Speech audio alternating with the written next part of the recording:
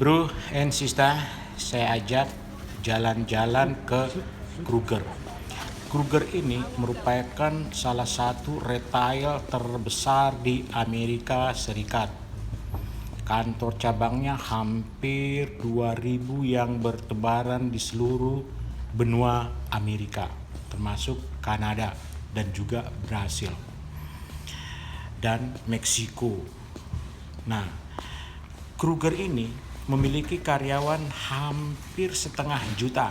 Ya, coba buka di Google, di situ ada jelas bahwa mereka ini betul-betul merupakan supermarket yang ternama, menjual bahan-bahan yang benar-benar dibutuhkan oleh masyarakat Amerika dan tidak main-main.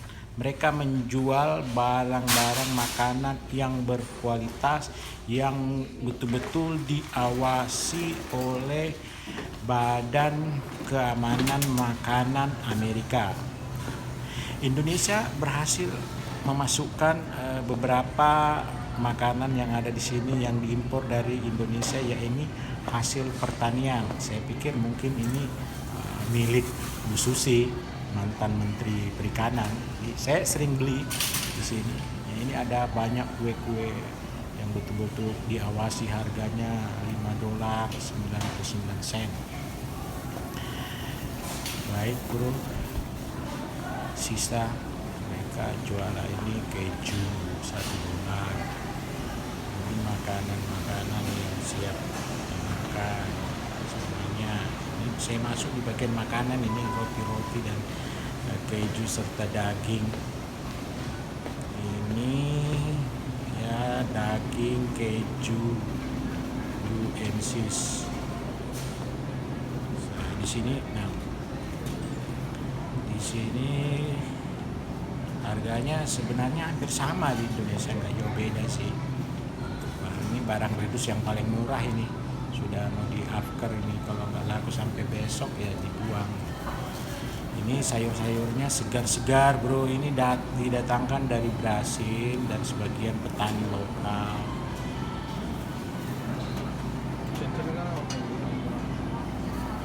Terus timun ada sama dengan supermarket kita ya, tapi ya harganya 2 kali lipat dengan yang ada di supermarket di Indonesia.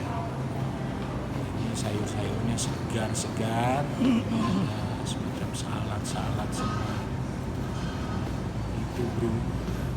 Ya mereka betul-betul jual dengan pengawasan yang ketat. Ini salad bro, daerah salad. Di sini buah-buahan segar nih, buah-buahan yang sudah siap langsung beli, ambil, makan, harganya $5. Ya, $5 itu 70.000 lah. Lumayan mahal ya.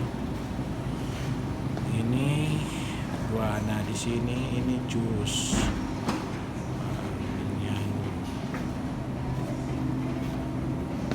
Nah, bro, ini tempe. Tempe ini dijual dengan harga $3 satu.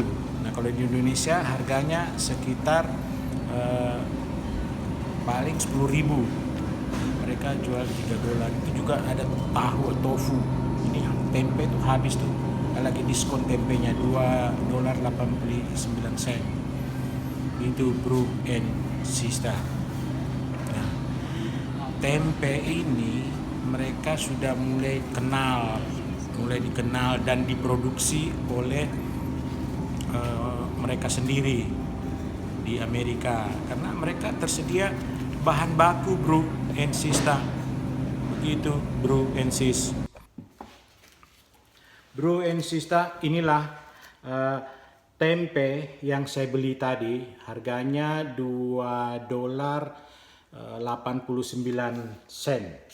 Tempe ini diproduksi oleh Amerika, bukan didatangkan dari Indonesia.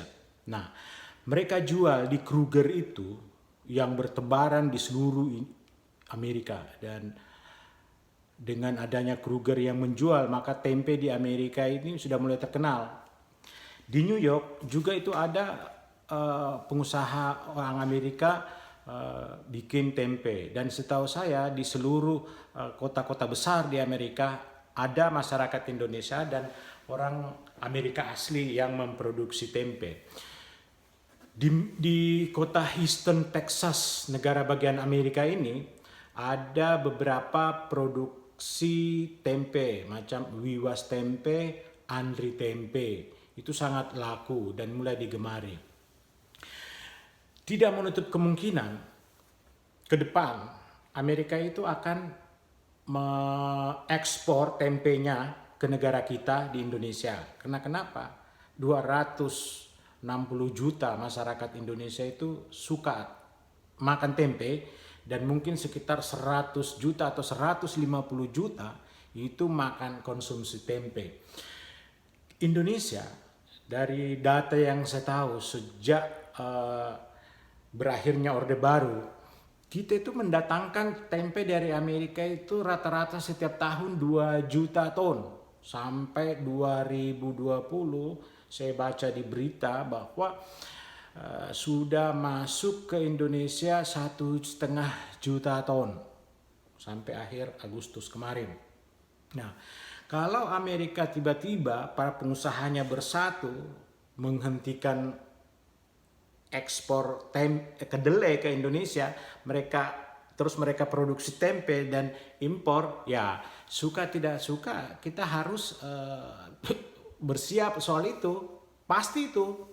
Dan itu tidak menutup kemungkinan, ya bisa saja mereka tidak mau produksi bahan bakunya, tidak mau mengekspor bahan bakunya, tapi mereka memproduksi tempe dan tempenya diekspor ke Indonesia. Ya gimana, kita suka tidak suka pasti itu, dan itu akan terjadi. Karena tempe ini walaupun Inggris juga ada produksi tempe, Jerman juga ada, negara-negara lain ada, di Afrika juga ada, tapi bahan bakunya tidak sebagus dan tidak sebanyak di Amerika ini. Nah, mereka akan melakukan usaha ekspansi produksi tempe. Kenapa? Karena Amerika sudah memegang hak paten tempe dan seluruh bahan bakunya itu Amerika sudah patenkan. Jepang dia sudah patenkan. Indonesia belum mempatenkan. Nah, kalau tiba-tiba dia gugat, ya bisa konyol kita. Oleh karena itu pemerintah harus mengembalikan marwah petani kita, tongkat dan batu jadi tanaman, seperti tahun 1992 Indonesia itu swasembada kedelai. Karena pemerintah memberi bibit, memberi kemudahan, memberi bantuan bajak untuk mengolah sawah, sehingga kita berhasil swasembada kedelai. Tapi setelah itu berakhirnya Orde Baru, ya wassalam, mulailah kita impor kedelai dari Malaysia ada, dari Brasil ada, dari Kanada ada.